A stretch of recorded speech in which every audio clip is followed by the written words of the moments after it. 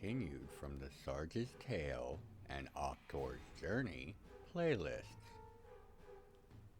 Second wave. 5 minutes out and firing boarding torpedoes at all capital and line ships. The call had silenced the command center. Hawn was the first to speak. From that range? They must be more than just boarding torpedoes, else they're just throwing away lives. Give me a better read on them. Tell all vessels begin evasive maneuvers and prepare to resume a fighting withdrawal. So far, their strategy of slowly giving up space to slow the massive fleet of attackers had proven very effective and costly for the attacking foes. The first waves of ships were cut in half, and now the remaining half were regrouping in the rear of the oncoming second wave. But with the second wave being twice the size of the first, their ships were going to sustain damage at an ever-accelerating pace.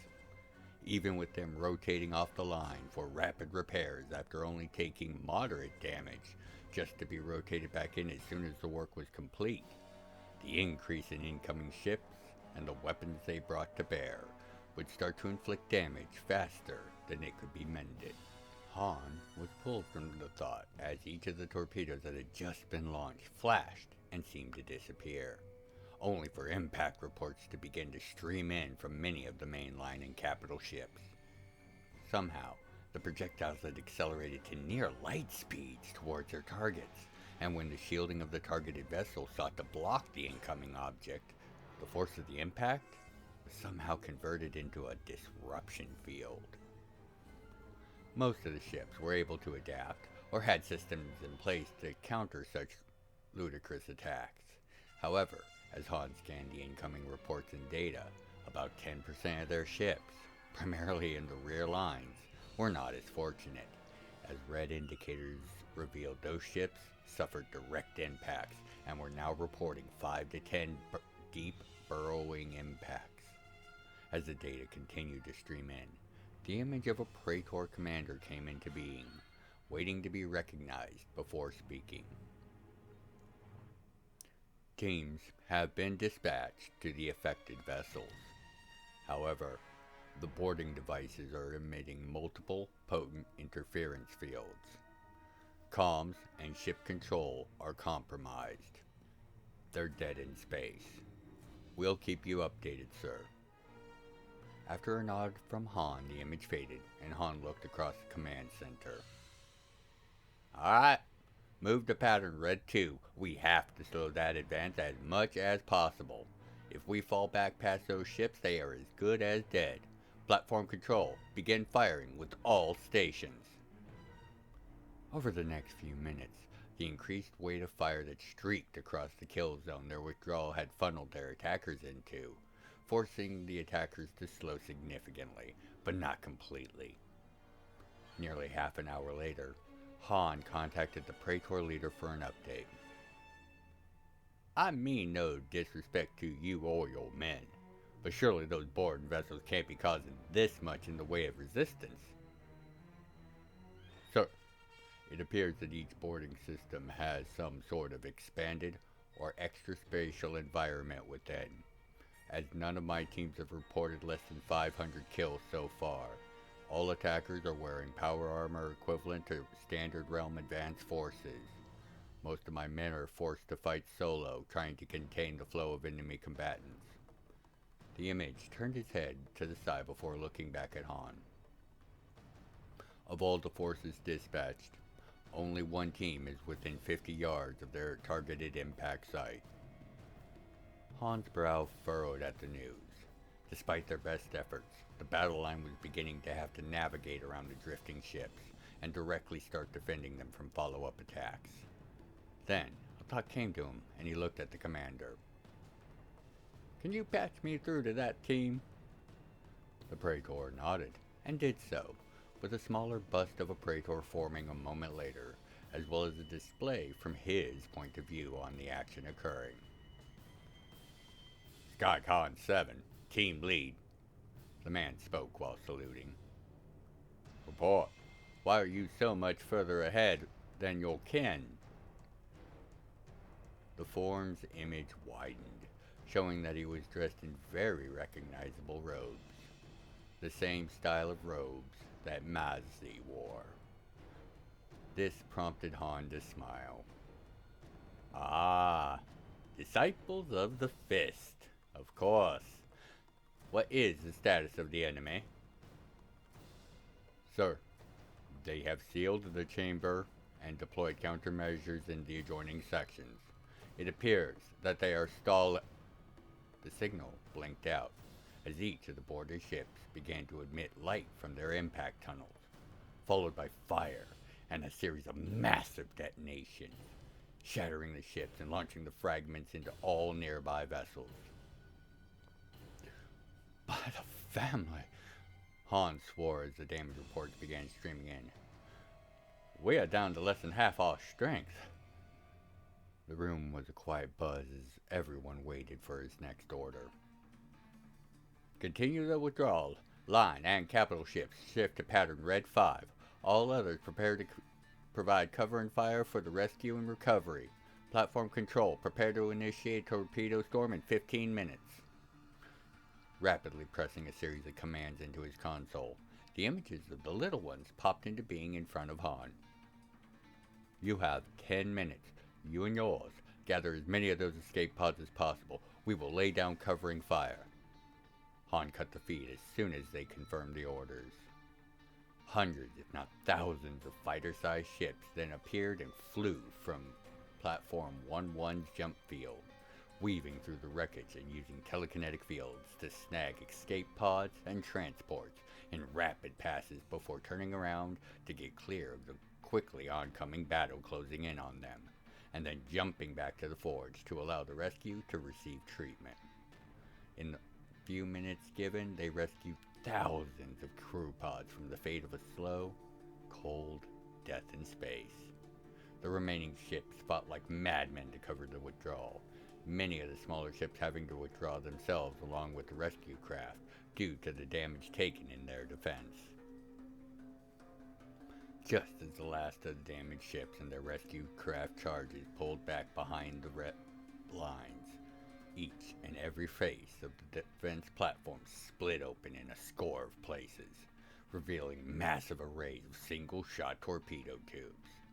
From ones merely the size of a skyship to ones that matched or surpassed the massive ordnance that the forge itself was deploying. As the platforms continued their spin, the launches began, with the projectiles blinking out as soon as they cleared the platforms, only to reappear on the inner edges of the kill zone and streaking towards the oncoming rush of attackers. The effects again were nearly instant, as thousands of torpedoes began to tear into the attackers, many of the ships struck by the fragmentation of those ships unfortunate enough to get hit. As more and more of the torpedoes made their way into the attackers, the advance began to slow massively. Over the next hour and a half, it was finally checked. Although, if Hawn was honest with himself, it was as much due to the vast clouds of wreckage as any weight of fire coming from the platforms and the defending ships at this point. What is our current position? How close to Zone 3 are we? Hawn asked. Currently we are holding at 3.17, sir, the soft response came. Hawn grimaced. He was afraid that was the case. Before he could say anything else, the officer continued.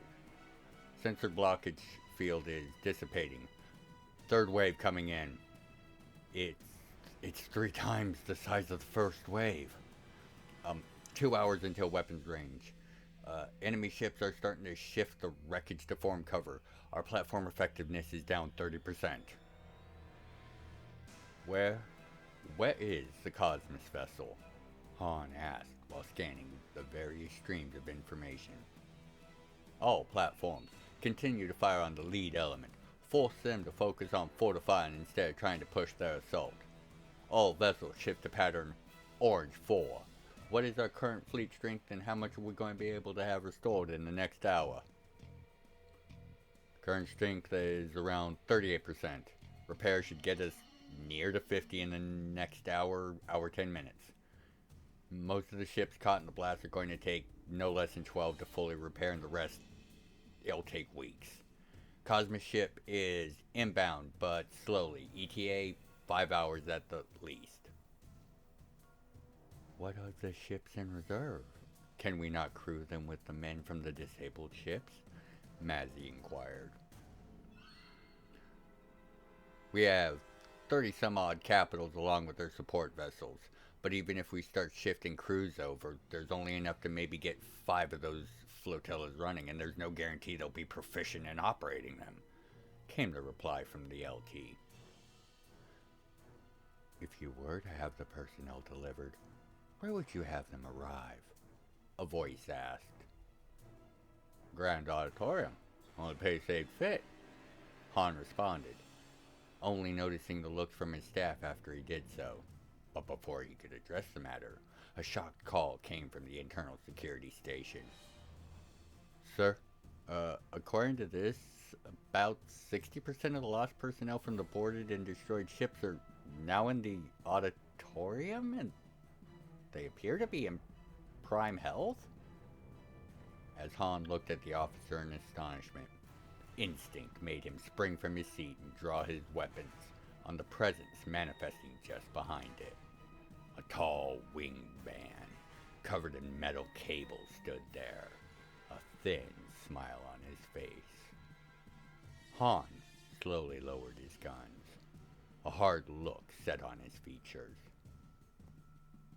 Tag. Hawn. The NLR smiled softly. I saved as many as I could.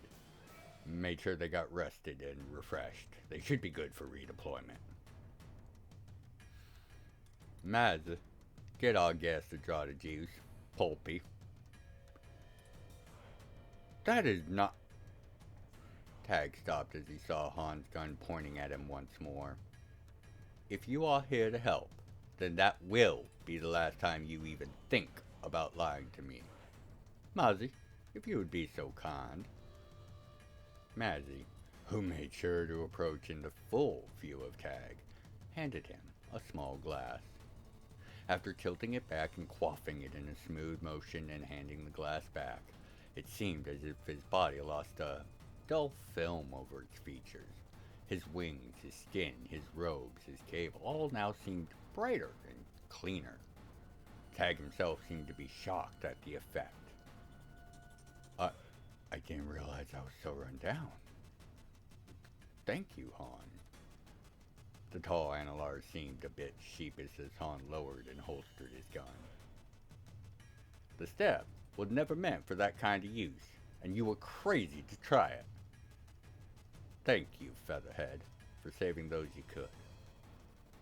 Tag stepped around Hawn's chair to extend a hand. Well played. How can I assist? Fleet control.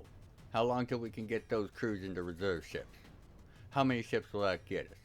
And as for you, Tag, you can stay here for a moment. Hawn spoke as he returned to his seat, ignoring the outstretched hand. 30 minutes for crew transfers. We are P2Ping them now. Ready to return to the line in 45 minutes. We should be able to fill almost all the ships, all the caps and the line ships for sure. Might be a little light on the escorts, came the LT's response. Excellent. I want a much larger strength ready to countercharge in an hour's time, hour 15 tops. As Hawn continued to speak with various officers, Mazzy slowly walked up to Tag. The Tag along? Tag nodded, smiling. Indeed. I see you're a fellow disciple of the Fist. Never mind that, Mazzy replied. How is it you are on a first-name basis with Sarge? Oh, that. Well, we trained together. You trained together? Realization began to cross the Dream Elf's features as she turned towards Hawn in shock. Sarge? You were trained under the Four? She nearly screamed it, and the room froze. Hawn slowly turned to face her. Well, of course. What do you think developed the gun dance for me? He was wearing a wide, warm smile, yet his eyes seemed to be firing daggers at Tag. Not that such ancient history has any bearing on the current situation. Shouldn't you be manning your station, hun? The last was spoken with kindness, but clearly underlined as an order. Of course, sir, Mazzy responded, and returned to her station, stealing glances at him and Tag in the midst of carrying out her duties.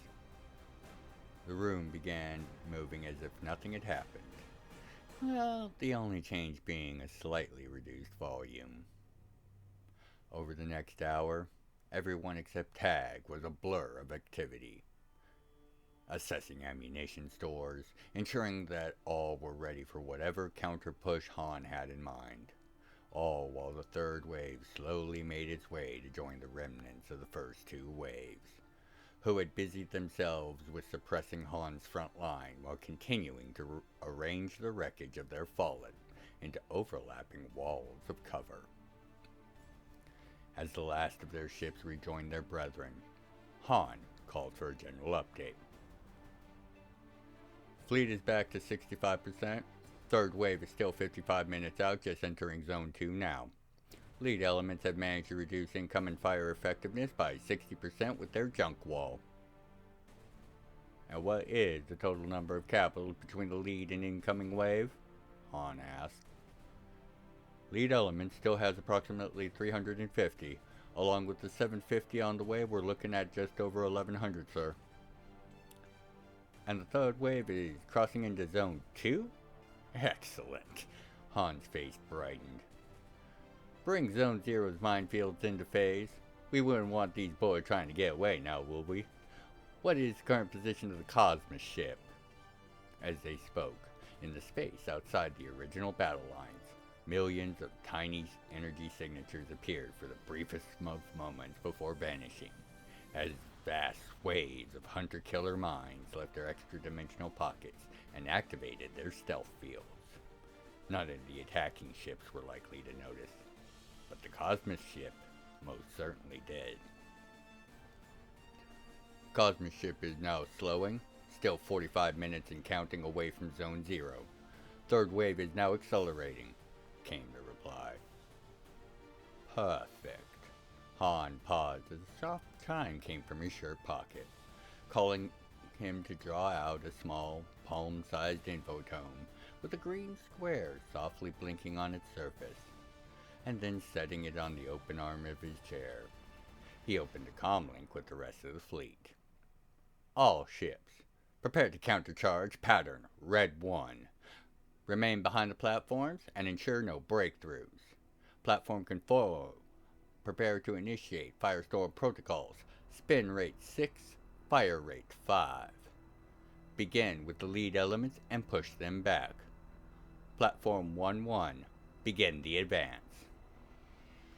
Each platform began to increase its spin, and instead of only 20 of each facing's cannons firing, all 100 discharged each and every time a facing was aligned with a target.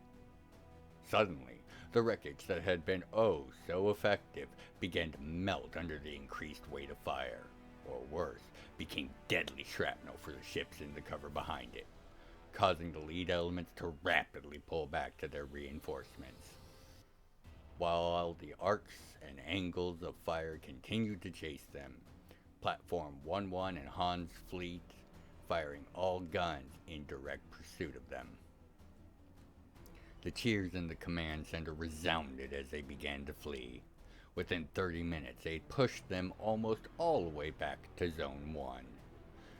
Any too slow or damaged to withdraw were being cut to pieces by the oncoming defenders. Tag stepped up and spoke softly to Hawn, not wanting to distract from any of the officers. May I ask, if you had such firepower, why are you only now using it? Simple. We needed them to commit fully before closing the trap. This way the Cosmos ship can be handled without it enjoying the services of any of this fleet. Even if you take out every one of those ships, you do not have the force to take that Cosmos vessel. To try would be suicide. Tag's astonishment was further compounded by the wide smile on Hawn's face. Well, I didn't say we would be the ones handling the Cosmos ship. Now, did I? Hawn said as he softly pressed the still green, blinking square on the device. Directly above the Cosmos ship, yet out of range of its weapons batteries, a miles-wide rift in space was torn open, opening a passage from interplanar space, from which the Vanguard's light emerged. As the rift closed behind the ship, IttR and Sorte sent a single message to the Cosmos fleet vessel, offering them a chance to surrender. To which a laugh was the only reply. Still well out of effective range of the planet-sized ship's weapons, the Vanguard's light began to separate. The 4 forward-facing spines that extended between the 4 wings of the ship proper detached, each one over 5 miles long. From each spine and each wing, 9 super heavy frigates deployed, each a copy of the one that IttR had used to escape the Antoni planet. From each of those, 4 lighter corvettes detached and moved into the greater formation. From one ship, a now over 350 ship-strong flotilla began to slowly vector towards the now fleetless Cosmos ship. As the defense platforms and Hawn's fleet continued to maul the attacking elements, with a not insubstantial portion trying to turn to escape to come to the defense of the Cosmos ship, those that fled quickly found the minefield uncrossable, with any that tried being destroyed or crippled within moments of entering the field. As one, every ship of IttR's fleet fired once, and cries of shock and disbelief rose in the command center. How is that even possible? Their ordnance, it's expanding twice after firing. A voice came from the long-range sensor station, prompting all to look its way. It's confirmed. Whatever they're using, it's not standard Praetor X rounds. We're looking at munition growth of no less than 2 orders of magnitude. The 6-inch guns on the little ship are firing rounds nearly 50 foot in caliber. Full expansion less than 500 yards from the point of firing. They're wreathed in multiphasic plasma. That main gun is firing multi-mile ride rounds. Impressive, but that is not our main concern. Our ships are still outnumbered, and they require your attention, Hawn softly reprimanded. But do ensure a high-res copy of that battle is properly recorded, for our later enjoyment. He finished with a slight chuckle, while all carried out their duties, supporting the defense fleet as they continued to break their attackers. All kept an eye on the battle happening outside their current battle zone. The first set of rounds fell on the shields of the Cosmos ship like heavy drops of rain. Great clouds of fire and energy spread out as only a fraction of the force was able to press past the shields, causing fire and damage and scattered in small dots. The damage was minor, and nearly instant in its repair, with the only sign of the attack being the cloud of power still clinging to the outside of the shields. The second volley, however, had far more success, as the amount of energy that bled through the shields were far, far greater, coating entire surface regions of the ship in fire and destruction. But the shields held, if only barely, even as 40% of the upper surface was damaged and subsequently repaired. This isn't looking good for them. Should I go and help? Tag said quietly. No, you should not. Just wait, Featherhead. was Hawn's reply.